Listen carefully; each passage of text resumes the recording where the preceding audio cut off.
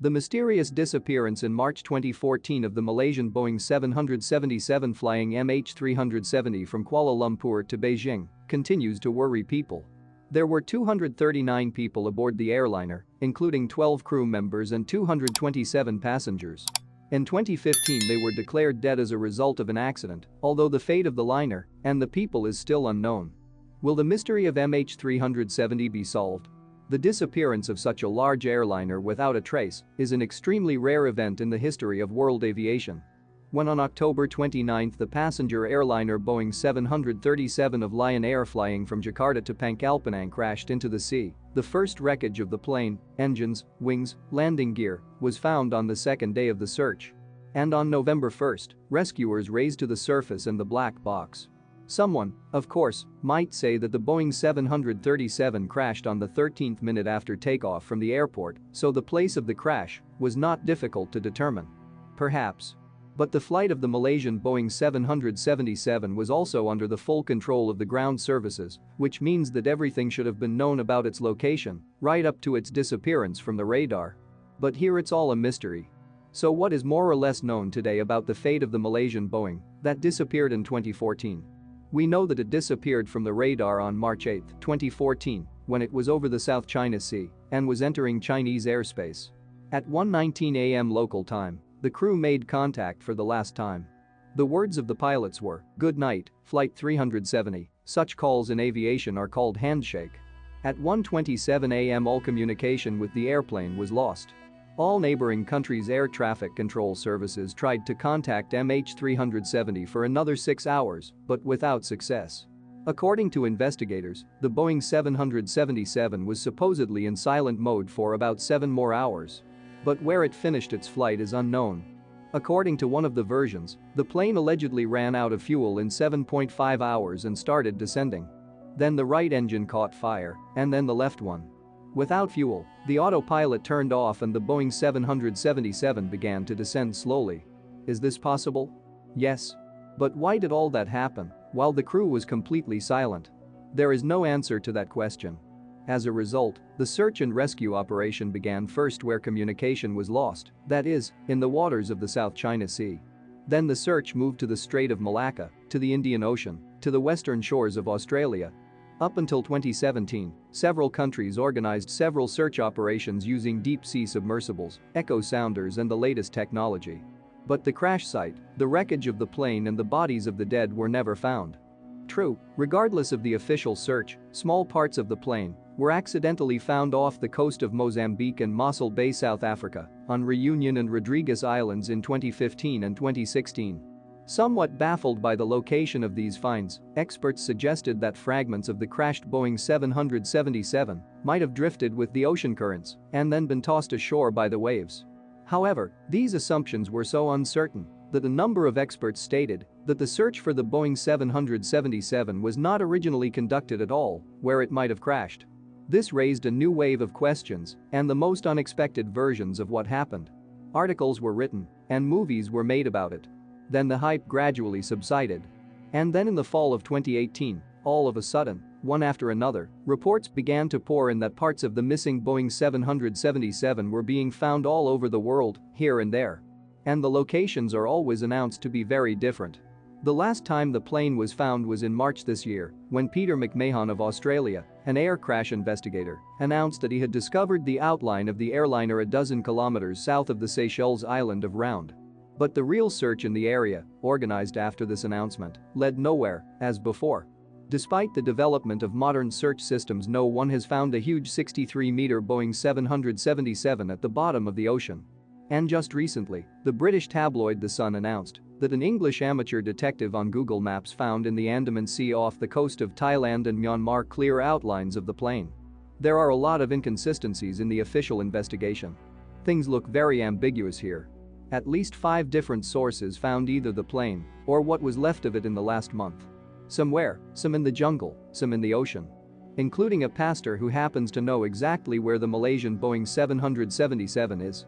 Allegedly, by studying Google Maps, he determined that the plane was in Cambodia. And he will go there for sure, and he will definitely find it. the question remains, what to do with the authentic parts and wreckage of the plane, for which the expert examination absolutely established, including the numbers on the inner side of the wing, that these are the fragments of the Malaysian Boeing 777. 6 or 7 fragments out of about 20 found on the east coast of Madagascar, on the French island of Reunion, and on the east coast of Africa do not raise any doubts at all. What, then, to do with them? How could a plane crash in Cambodia while in Africa? Though another question arises here, in this connection I shall remind that after disappearance of Malaysian airliner some conspiracy theory versions appeared. Many experts believe that this direction of the search is much more promising than guessing on Google Maps where the plane lies. If you start seriously digging into such versions, then you can find an explanation why the wreckage of the Boeing 777 is in Africa, while the plane itself lies quite elsewhere. Many independent analysts note a strange feature: almost all the experts who make attempts to investigate this aircraft accident on their own, without any help from legal and government agencies, run into virtually the same thing: a lot of inconsistencies in the materials of the official investigation. And this is the truth. When studying all the reports of the Malaysian Commission of Inquiry, one finds many inconsistencies and blank spots, as well as facts that are hard to believe. For example, a scanned copy of the plane's flight plan is published, with one airfield indicated for it in China, while the materials of the investigation indicate quite different ones. You should agree that it is very strange. It is almost the first time in the history of aviation that such a disappearance of an electronically stuffed plane has taken place without a trace. It is a world event for everybody. It is natural to suppose that in this case the investigators should do their best to keep the materials they present without a hitch or a hitch. And here it begins with the fact that the alternate airfields are incorrectly identified. It immediately suggests either the professionalism of such investigators or that someone from the top was instructed to confuse the case as much as possible. Americans obviously know more than everyone else. Interesting facts about the Boeing 777 were discovered by Frenchman Ghislain Vitrello during his own investigation of the crash. The thing is that he had his wife and 2 children on that plane. Therefore, as a representative of the injured party, he had access to much more information on the case. And what he discovered was amazing. In particular, Vitrello discovered that a representative of the Malaysian Air Navigation Services was sitting in the seat directly below the satellite communication unit in the aircraft cabin. He had, according to some reports, a hijacking program interfering with the aircraft's onboard computer and had the potential to receive and modify data from it. And that means that one of the areas of further investigation should be computer security. The same one that is so much talked about in the world now and that many people, including us, are so afraid of. Satellite data should be another area of investigation. The investigation relied on information provided by the UK from its Iridium spacecraft. Iridium is a satellite constellation used to transmit voice, sound and other data over the entire surface of the Earth. The satellite allegedly received signals from the engine sensors of the Boeing 777, which were used to build a trajectory that eventually led to some obscure point in the Indian Ocean. However, after studying the data obtained from his own sources, Ghislain Vitrello expressed serious doubts about the truthfulness of the satellite information provided to the investigation by the British. Hence the third possible direction of investigation of the disappearance of Malaysian Boeing 777 emerged. It can be conventionally called the American trace. What exactly is it about? The matter is that after the terrorist act with Twin Towers, the American Boeing company wanted to develop the autopilot for its airplanes, which could disable any actions of pilots and hijackers alike by controlling it from the ground. So that, for example, it would be possible to land such an airliner in a safe place, at a safe airfield, with the help of a remote pilot operator. There is documentary evidence that they received a patent for this development. However, when Boeing was questioned about this, they replied, "We did not create anything of this kind, and even if we did, the missing aircraft did not have such an option." Boeing is not only, and not even that much of a civilian firm. It is a military technology company making military equipment. So, even if Boeing specialists wanted to say something, they would not be able to do it due to confidentiality clauses. Indirect confirmation of the fact that the Americans obviously know more about the disappearance of Malaysian Boeing 777, according to Melnichenko, is the fact that Ghislain Vitrello, when telling about what he found out, speaks about some 3 mysterious legal persons. More precisely, the representatives of some American structures that have information about what really happened to the plane and where it is. At the same time, they do not disclose any data, citing secrecy.